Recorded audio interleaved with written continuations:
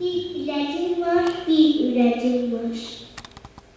Uzun intizarlar başa takanda, elimden zırhını kırıp atanda, İnternet divaneye vurulan zaman, her yerde bayrağı vurulan zaman, senden masasından dolandı Təbriz, İxtiyarəndə alındı Təbriz, başım ağaçta da yollan kimi, başıma cəhəmi ərman kimi, ürəkdən xalqıma təpədəyəm mən, türbət təş toprağın öpədəyəm mən, müqəddəs bir arzu, gözəl bir dilək, bu dilək uğrunda təqdim edəcək.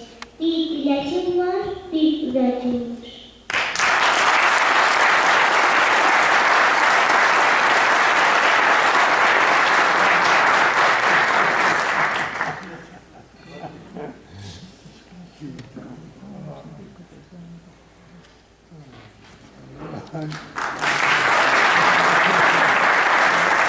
Sizden adına teşekkür ediyorum eline ve onu yetiştiren anne ve babaya.